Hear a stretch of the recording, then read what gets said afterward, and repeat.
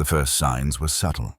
A slight drop in solar radiation measurements, small but persistent temperature anomalies in the sun's core, unusual patterns in the helioseismic data. Individually, each could be dismissed as instrumentation error or natural variation, but together, they painted a picture that kept Dr. Meera Patel awake at night, staring at her ceiling as the implications played out in her mind like a horror film. "You need to see this," Meera said, sliding her tablet across the conference table toward the director of the Global Astronomical Coalition.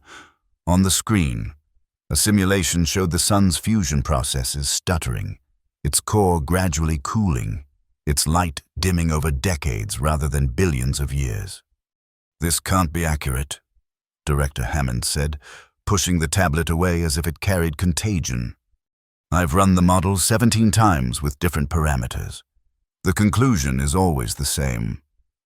Meera's voice was flat, drained of emotion after weeks of denial, rage, and finally, numb acceptance. "The sun is dying, not in billions of years as we've always understood, but within our lifetime. Perhaps 50 years? Maybe less?" The news spread like wildfire, first through scientific communities, then governments, and finally to the public. Stock markets crashed, religious movements flourished.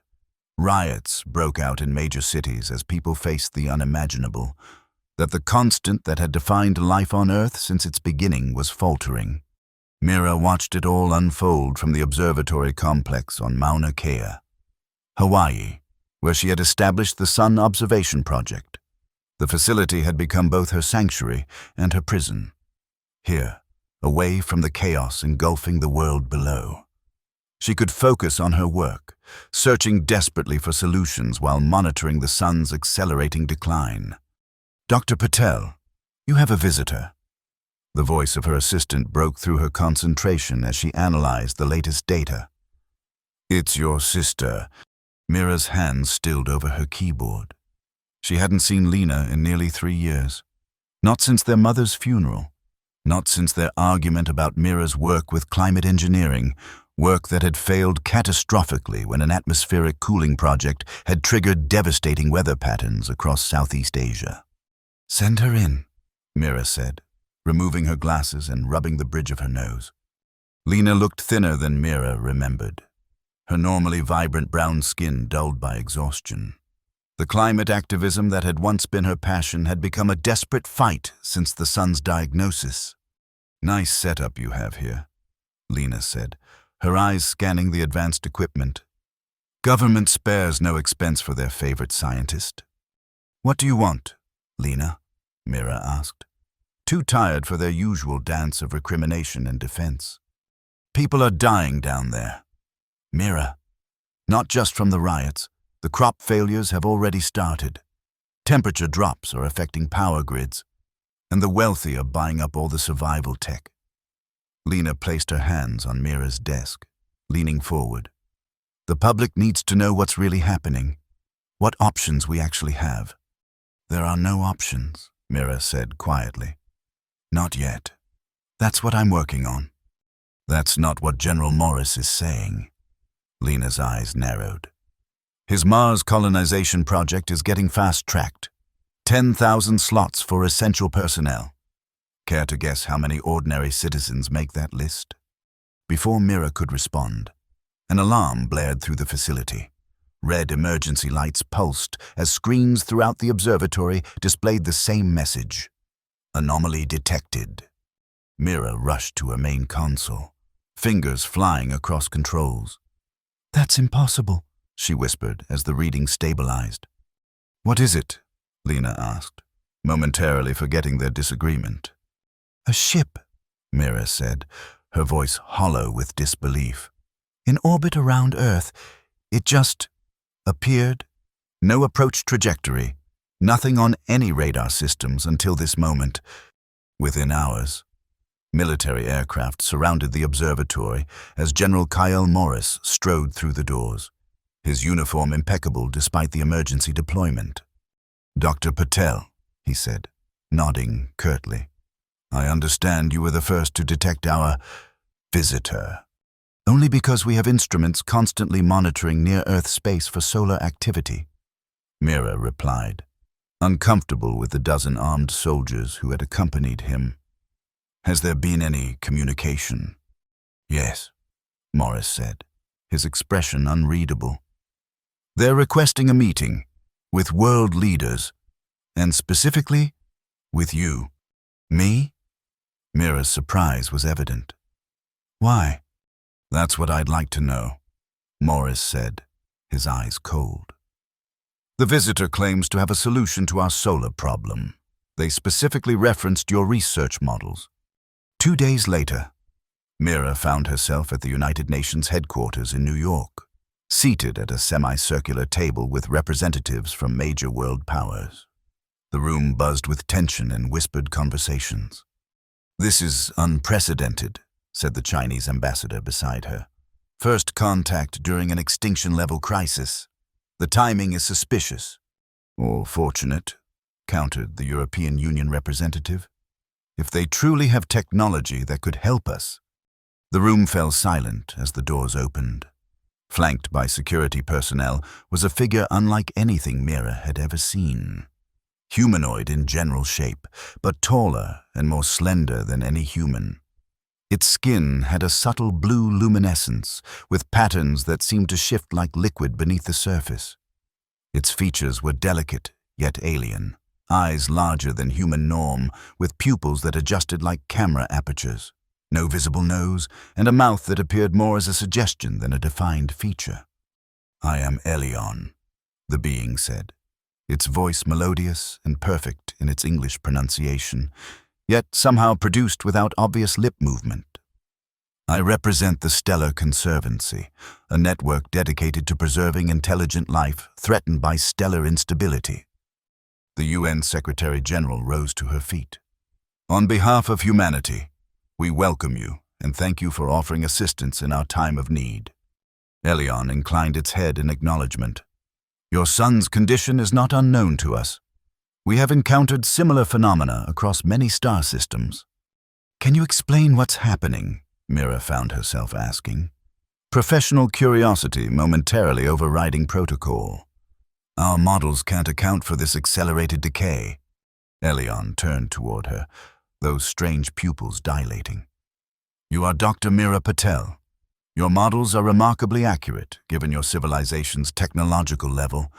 What you cannot detect are the quantum disruptions affecting your star's fusion processes, a natural but rare phenomenon that occurs in approximately 1 of every 12,000 main-sequence stars. And you can fix this? General Morris interjected from his position near the wall.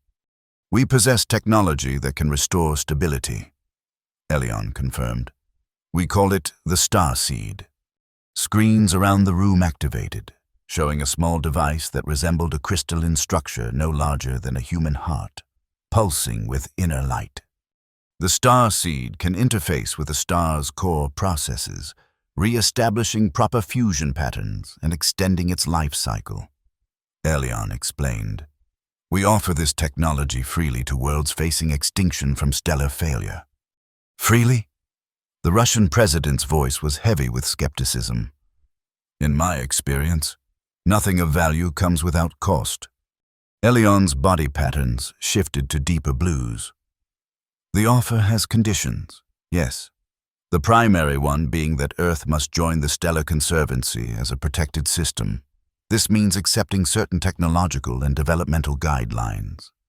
You mean restrictions, Morris said flatly. Safeguards, Elion corrected. To ensure that the restored star system remains stable and that the civilization develops in harmony with cosmic principles. The discussion continued for hours, with questions about the nature of these safeguards met with answers that seemed both reassuring and deliberately vague. Throughout the exchange, Mira studied Elion, noting how the being's patterns changed with different topics, how it seemed to direct many of its explanations specifically to her rather than the assembled leaders. As the meeting concluded, Elion approached Mira directly. Your understanding of stellar physics is profound for your species. I would like you to oversee the implementation of the Star Seed, should your leaders accept our offer." "Why me?" Mira asked. "Because you already understand what many here refuse to acknowledge," Elion said quietly. "That survival sometimes requires transformation." The word sent a chill through Mira, reminding her of the failures in her past, how her attempts to save humanity from climate disaster had instead accelerated suffering because she hadn't fully understood the consequences of her interventions. Over the following week, Mira was granted unprecedented access to Elion and information about the Star Seed technology. Earth's governments remained deadlocked on whether to accept the alien offer, with factions forming along predictable lines. General Morris led a coalition arguing for self-reliance and acceleration of the Mars colonization effort, while others advocated for accepting Elion's help immediately. Mira's research facility became a hive of activity as scientists from around the world gathered to analyze the limited data Elion had shared about the Star Seed. Lena had remained at the facility as well, her activist connections providing valuable insights into the public's increasingly desperate response to the crisis. "People are building underground shelters," Lena told Mira one evening as they shared a rare quiet moment in Mira's office. "Converting buildings into self-contained biodomes. The wealthy are buying up all the life support technology. It's like they're preparing for an ice age." "They are," Mira said, bringing up a simulation on her screen. "Without the sun's current output, Earth's temperature will drop catastrophically within years, not decades. Agricultural systems will collapse first, then power grids, then everything else." Lena stared at the projections, her usual defiance momentarily faltering. "And you think this Star Seed can actually prevent this?" "The physics checks out, as far as we can understand it," Mira said. "Some aspects utilize principles we haven't mastered yet, but the overall concept is sound. It could work." "But at what cost?" Lena's voice hardened again. "These safeguards Elion talks about, they sound like putting humanity on an alien leash." Mira had been wondering the same thing. That night, she made her way to the special quarters that had been prepared for Elion, finding the alien visitor staring at the night sky through a large window. "Your stars are beautiful from this perspective," Elion said without turning. "We sometimes forget how they appear to planetary dwellers." "You don't live on planets?" Mira asked. "Some of us do. Others prefer different habitats." Elion turned, its patterns glowing softly in the dim room. "You have questions beyond the technical specifications of the Star Seed." "Yes," Mira admitted. "You've implemented this technology on other worlds. What happened to those civilizations afterward? How did they change?" Elion was silent for a moment, its patterns shifting to deeper hues. "They survived. They evolved, some in ways they anticipated, others in ways they did not." "That's not an answer," Mira pressed. "It is the truth," Elion countered. "Each world responds differently to salvation. Some embrace the connection to something greater than themselves. Others resist, clinging to outdated paradigms even as they benefit from the stability we provide." "And your own world?" Mira asked. "Did you face a similar crisis?" For the first time, Elion's composure seemed to falter. "Yes. Long ago, our star began to fail, much like yours. We developed the first primitive version of the Star Seed technology ourselves, without outside intervention. And we survived. But the process changed us fundamentally." Elion's patterns rippled. "We became something new, neither what we were nor what we might have been without the crisis. The Star Seed creates a bond between a star and those who depend on it, a relationship that transcends the merely physical." Mira left the conversation more troubled than before. The next morning, she found her research facility in chaos. Overnight, several governments had withdrawn from the global coalition, declaring they would pursue independent solutions. General Morris had called an emergency press conference announcing an accelerated timeline for the Mars mission. "This is falling apart," Lena said, watching the coverage on multiple screens. "Morris is telling people that Elion's species plans to use the star seed to control humanity, to make us dependent on them." "Is he wrong?" Mira asked quietly. Lena looked at her sharply. "What do you mean?" "I've been analyzing everything Elion has shared. There's something missing. The star seed doesn't just repair a star's fusion process.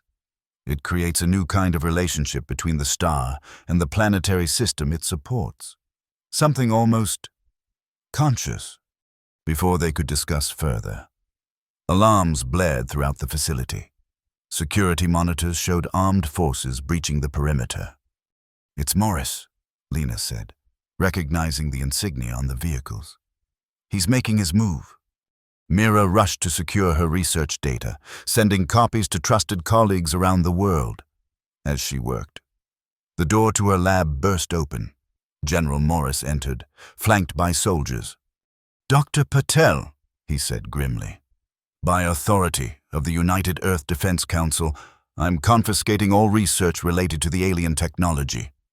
"You can't do this," Mira protested. "This is international territory." "Not anymore," Morris replied. "As of 1 hour ago, the Council voted to authorize emergency powers. We're taking control of the Starseed project." "You don't understand what you're doing," Mira said. "The technology isn't something you can just seize and use. It's more complex than that. Which is why you'll be continuing your work. Doctor, under proper supervision." Morris gestured, and 2 soldiers moved toward her. A commotion in the hallway interrupted them. Elion appeared in the doorway, its body patterns flashing with rapid pulses that Mira had never seen before. "This action violates our agreement with Earth's representatives," Elion said, its melodious voice now carrying an edge. "We've made no binding agreement," Morris countered, "and we've determined that your gift poses a potential threat to human autonomy. You risk everything based on fear," Elion said. Then, more softly, looking at Mira, "There is little time. The solar degradation is accelerating. The window for implementation will close within days." "What do you mean?" Mira asked, alarmed. "Your earlier projections gave us months. New data from our instruments shows cascading quantum failures in your sun's core. The process has become self-reinforcing." Elion's patterns darkened. "If the star seed is not implemented within 72 hours, the degradation will become irreversible." Morris laughed without humor. "Convenient timing for an ultimatum." "It is not an ultimatum," Elion said. "It is reality. The universe does not negotiate." The standoff escalated when Morris ordered Elion detained. The alien visitor made no resistance, but warned, "Interfering with a Conservancy representative has consequences you cannot comprehend." As Elion was led away, it managed to press something into Mira's hand, a small data device unlike any human technology she had seen. That night, after being confined to her quarters with guards posted outside, Mira examined the device. When activated, it projected a holographic display showing the true nature of the star seed technology, information Elion had not shared with Earth's leaders. The star seed required more than merely placing it within proximity to the sun.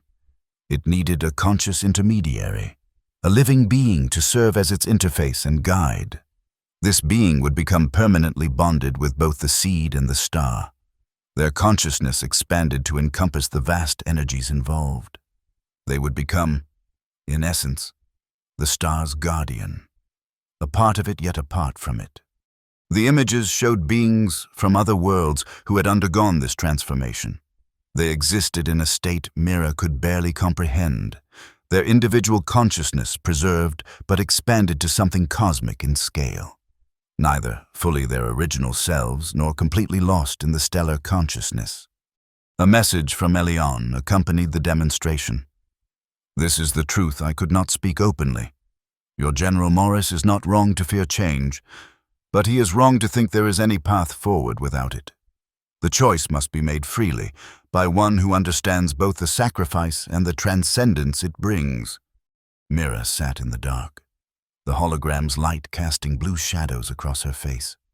She thought of her past failures, the climate engineering project that had caused so much suffering, her arrogance in thinking she could control nature without consequences, the estrangement from Lena that had resulted.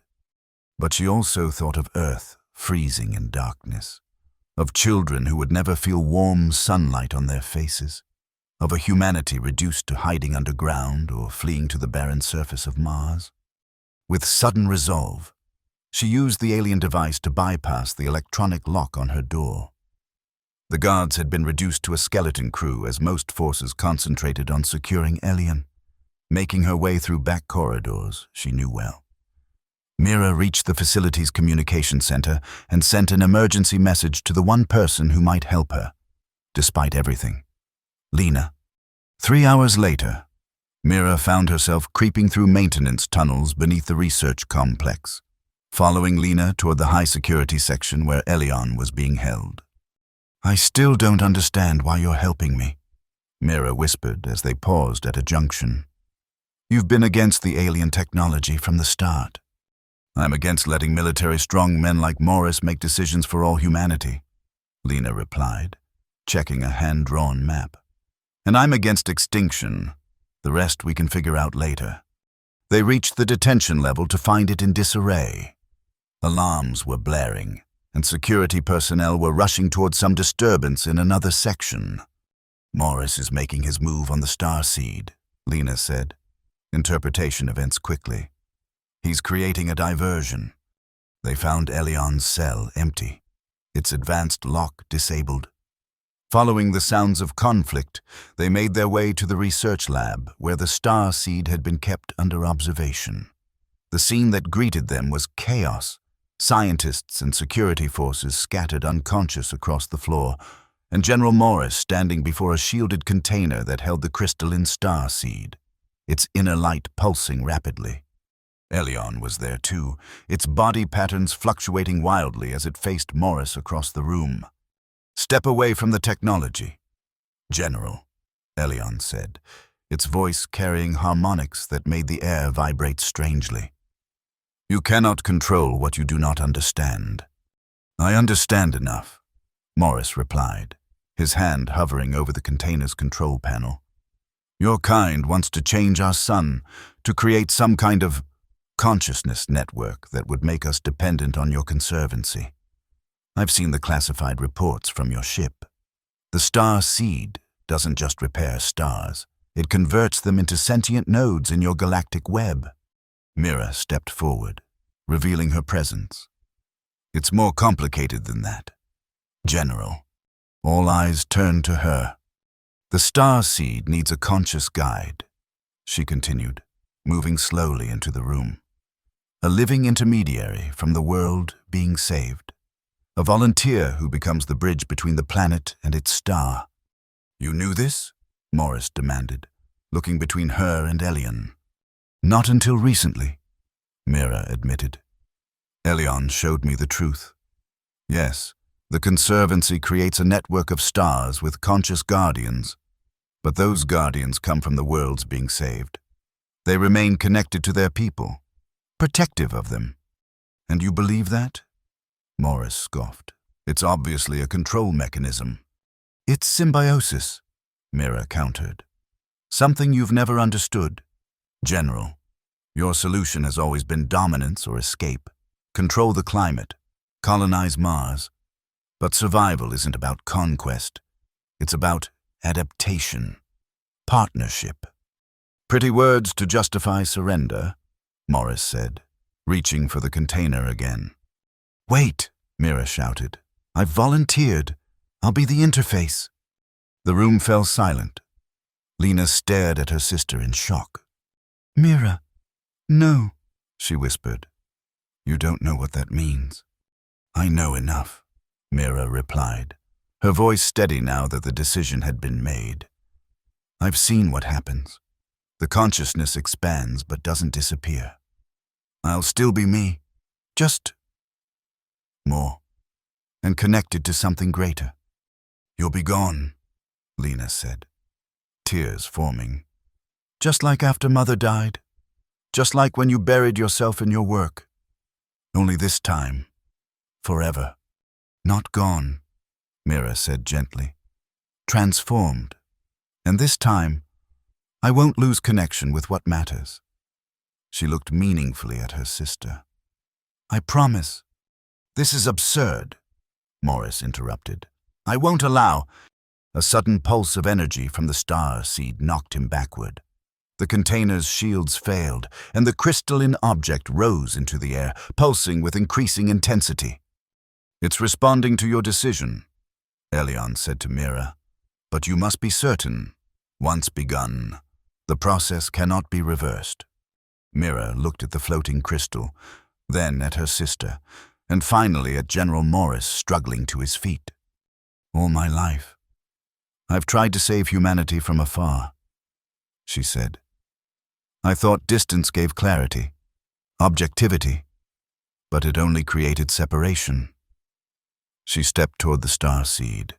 This time, I'll be connected to everything I'm trying to protect. Mira, please, Lena begged, grabbing her arm. There has to be another way. The sun is dying. Lena, you know the projections as well as I do. Without intervention, Earth becomes a frozen wasteland. Mira squeezed her sister's hand. I've spent my life studying the stars. Now I have a chance to become one, in a way. To ensure our sun nurtures rather than abandons us. Before anyone could stop her, Mira reached out and touched the star seed. The crystal seemed to liquefy at her touch, flowing over her hand and up her arm like living quicksilver. She gasped as it covered her body, not in pain but in shock at the sensations flooding through her consciousness. Security team to the lab, now, Morris shouted into his radio. Prepare to... His words cut off as Mira, now completely enveloped in the crystalline substance, began to glow with increasing brightness. The light emanating from her was not just visible but seemed to penetrate everything in the room, passing through solid objects as if they were transparent. What's happening to her? Lena demanded, shielding her eyes but refusing to back away from her sister. The bonding process, Elion explained, its own patterns synchronizing with Mira's glow. Her consciousness is expanding, connecting with the star seed's network and preparing to interface with your sun. Mira felt herself stretching, her awareness extending beyond the confines of her body, beyond the room, the facility, the earth itself. She could sense the sun, its vast turbulent energies, its failing core, the quantum disruptions that were causing its premature dimming, but she could also feel Earth and all its life, the interconnected web of existence that depended on the star's constancy. For a moment that seemed both instantaneous and eternal, Mira existed in multiple states, still herself, still human and limited, but also vast and connected to cosmic forces beyond human comprehension. She understood now what Elion had tried to explain. This wasn't submission to alien control. It was evolution, a step beyond what humanity had imagined possible. With newfound awareness, Mira directed the star seed's energies toward the sun. She could feel the quantum disruptions that were causing the star's failure, and with gentle but firm intention, she began to correct them, re-establishing patterns of fusion and energy flow that had been interrupting themselves in cascading failure. In the research lab, those watching saw Mira's glowing form rise from the floor, the light around her intensifying until it was almost unbearable to look at directly. Then, in a flash that momentarily blinded everyone present, she vanished. Monitors throughout the facility came to life, showing massive energy readings from the sun. For several tense hours, scientists worldwide observed unprecedented solar activity, flares, coronal mass ejections, and energy signatures never before recorded. Then, gradually, The sun stabilized, its output returning to normal parameters. But it was a new normal. Subtle differences in the sun's spectrum became apparent. The star's energy was not just restored, but somehow enhanced, more efficient in its life-giving radiation. Plants responded with accelerated growth. Weather patterns began to stabilize in ways climate scientists had thought impossible. And sometimes, in the quietest moments of night or dawn, people reported hearing or feeling something like a voice, not with words, but with impressions of watchfulness, of nurturing attention, of connection. 5 years after what became known as the Transcendence. Lena stood on a hilltop observatory, looking at the sunset. The sky blazed with colors more vivid than anyone remembered from before. The sun's light carrying subtle iridescence that seemed to illuminate the world in new ways. Elion stood beside her, its patterns flowing in harmony with the sunset hues. The alien had remained on Earth as a liaison between humanity and the Stellar Conservancy, helping people understand the changes that had occurred and the new possibilities they presented. "She's aware of us, isn't she?" Lena asked, not for the first time. "Mira, she can see us, feel us, from wherever she is now." "Yes," Elion confirmed. "Her consciousness encompasses the entire solar system, in a way, but she maintains special attention for Earth, and for those she loved. Does she regret it, the sacrifice?" Elion's patterns shifted thoughtfully. "The beings who become star guardians don't experience regret as you understand it. Their perspective is too vast, but they do retain their core values, their essential selves." "So she's still Mira? Still my sister, somehow?" "Yes. And no. She is Mira expanded.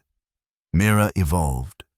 The essence that made her who she was remains, but now exists on a scale few biological beings can comprehend."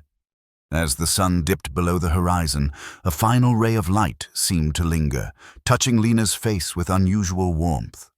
She closed her eyes, feeling a familiar presence, not exactly her sister as she had known her, but something that carried Mira's essence, her love, her determination to protect. "The old religions had it partly right," Lena said softly. "The sun watching over us, caring for us. They just didn't know how literal it would become." In the years that followed, humanity began to change in subtle ways. The knowledge that their star had a conscious guardian, one of their own who had transcended to ensure their survival, shifted cultural paradigms. The desperate competition that had characterized the crisis years gave way to a more cooperative global society. Not utopian by any means, still human with all its flaws and conflicts, but tempered by a new awareness of cosmic connection. General Morris, against all expectations, became one of the strongest advocates for cooperation with the Stellar Conservancy. Having witnessed Mira's transformation firsthand, he abandoned the Mars colonization project in favor of a new initiative, preparing humanity for eventual participation in the broader cosmic community. "We thought we faced extinction," he told the United Nations on the 10th anniversary of the Transcendence. "Instead, we discovered we're part of something greater than ourselves. Not subjugated, as I once feared, but elevated by connection."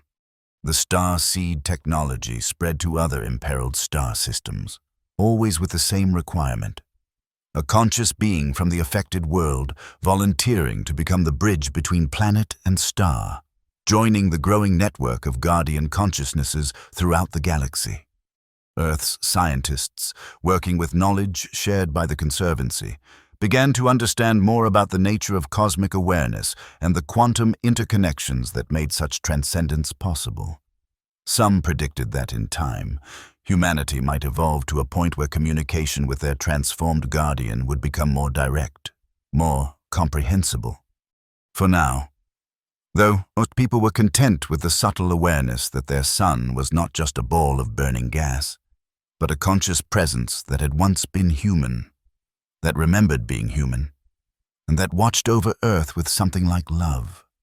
On rare occasions, usually during solar events or auroras of unusual beauty.